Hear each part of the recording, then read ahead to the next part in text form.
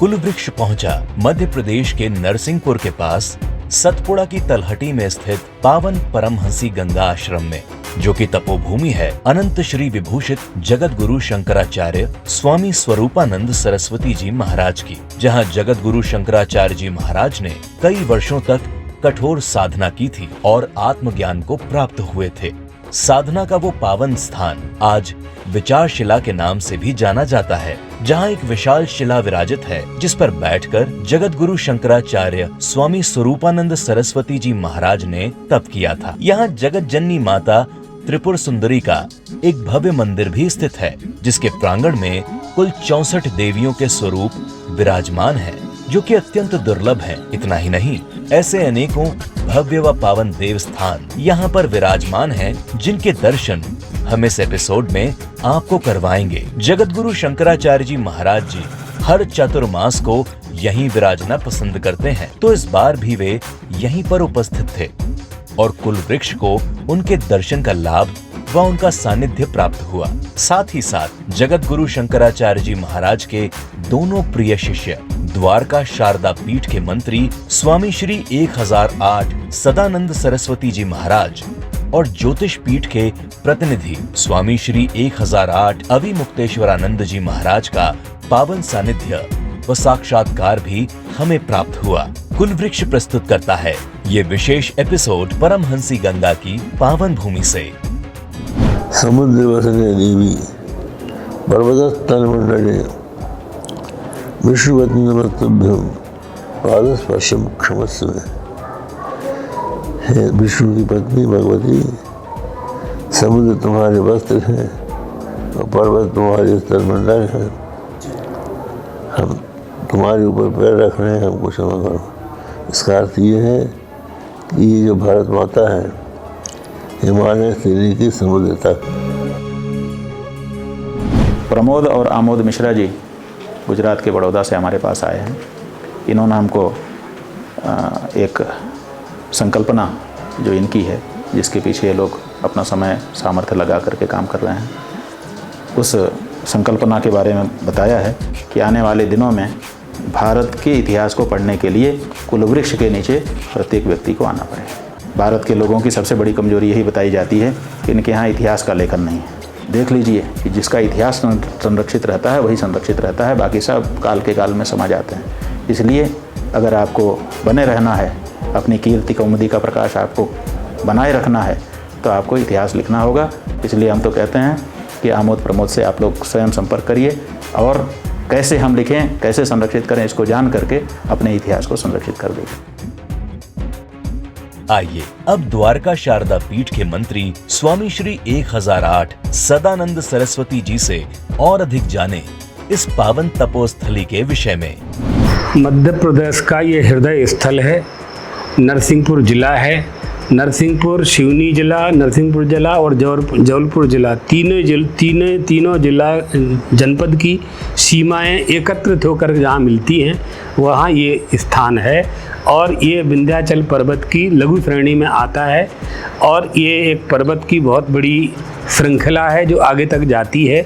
इस पर्वत की चोटी पर ही उन्होंने अपनी उपासना के लिए, लोक कल्याण के लिए, उनकी जो आराध्या देवी थी भगवती राजराजेश्वरी त्रिपुर सुंदरी का विशाल मंदिर का निर्माण उन्होंने किया। उसकी सबसे पहले नींव 1960 में रखी गई और जिसका निर्माण 20 साल तक चला। अभावग्रस्त क्षेत्र था, कोई आने जाने की साधन नहीं था, कोई सुविधा नहीं थी। यहाँ गोटेगांव नाम का एक नगर है जिसको श्रीधाम बोलते हैं आजकल, वहाँ 16 किलोमीटर है। यहाँ से पैदल जाना होता था, पैदल आना होता था, पैदल सामग्री लाना, बैलगाड़ी से सामग्री लानी होती थी। बड़े कष्ट के साथ उस मंदिर का निर्माण हुआ। उसके बाद फिर सिद्धेश्वर मंदिर का निर्माण हुआ, लोधेश्वर मंदिर का निर्माण हुआ, जेतुरीश्वर मंदिर एक यहाँ से 1 किलोमीटर नीचे है, जो गुरुजी को चबूतरे पर मिले थे। एक मिट्टी का चबूतरा था, उस पर रखे थे। उस मंदिर का भी गुरुजी ने निर्माण करवाया। हनुमान जी के मंदिर का निर्माण हुआ, राधा कृष्ण मंदिर का निर्माण हुआ।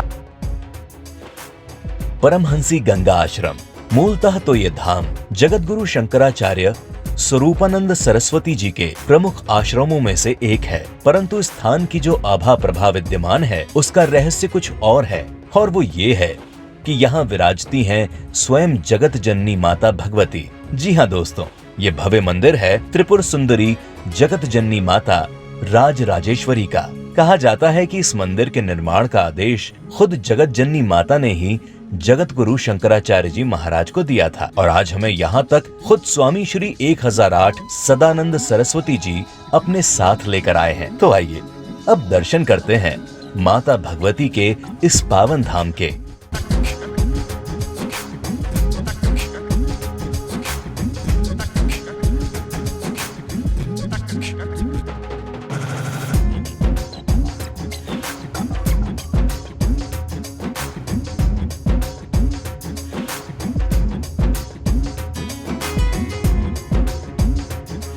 जैसा कि हमने आपको शुरुआत में ही बताया था कि ये पावन भूमि जगत गुरु शंकराचार्य जी महाराज की तपोभूमि है, तो आइए आपको लिए चलते हैं उस स्थान पर जहां जगत गुरु शंकराचार्य स्वरूपानंद सरस्वती जी महाराज ने कठोर तप किया था। दोस्तों, ये स्थान आज विचारशिला के नाम से जाना जाता है और परमहंसी गंगा आश्रम में आने वाले प्रत्येक भक्तों के लिए ये एक पावन व विशेष स्थान है। तो आइए अब द्वारका शारदा पीठ के मंत्री स्वामी श्री 1008 सदानंद सरस्वती जी के श्री मुख से इस स्थल की विशेषता व महत्व को जाने तथा ज्ञानोपदेश प्राप्त करें।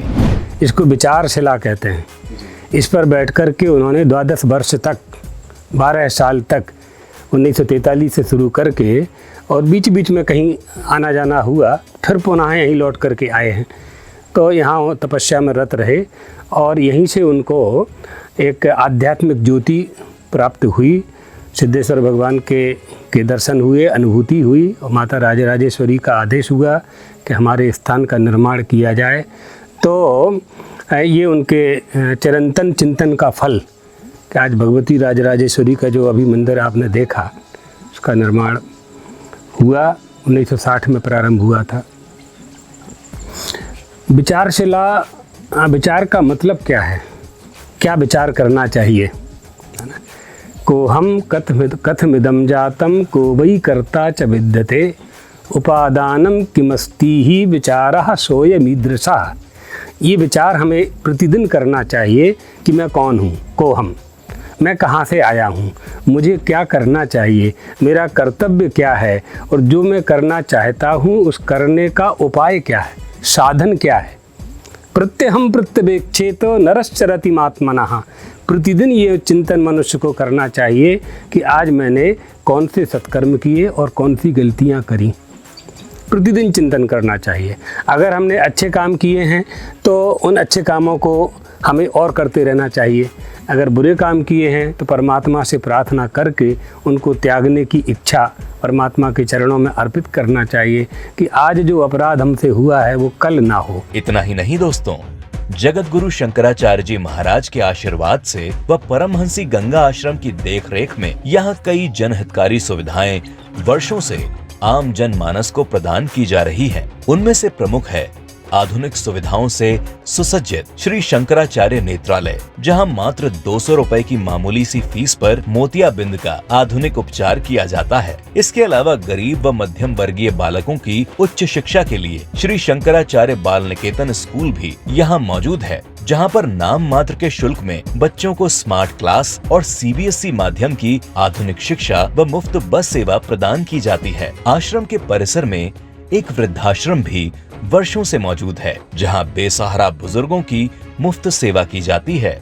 आश्रम परिसर में गौशालाएं भी हैं, जहां एक गौशाला ऐसी गायों के लिए है जो दूध नहीं दे पाने के कारण लोगों द्वारा त्याग दी जाती हैं। तो आश्रम के सेवक व प्रशासन उन्हें आश्रम को सौंप देता है और यहाँ उनकी भरपूर सेवा होती है। तो दूसरी ओर ऐसी गौशालाएं भी हैं जहां दुधारू गायों को रखा गया है। आश्रम के अंदर दूर दूर से आए भक्तों के ठहरने का उचित प्रबंध भी किया गया है और इस हेतु यहाँ एक गेस्ट हाउस भी है, जहां आपको मुफ्त में ठहरने की उचित व्यवस्था मुहैया करवाई जाती है। पर हाँ, कभी कभी कुछ श्रद्धालु ऐसी जनहितकारी नीतियों से प्रभावित होकर आश्रम को अपनी इच्छा से कुछ राशि अर्पित कर जाया करते हैं। पर इस जगह की खास बात ये है कि यहाँ आपसे किसी भी सेवा के बदले कोई भी राशि नहीं ली जाती है। तो दोस्तों, ये तो थी आश्रम की तरफ से चल रही जनहितकारी प्रवृत्तियाँ। आइए अब हम आपको आश्रम के अन्य पावन रमणीय स्थलों का भ्रमण करवाते हैं।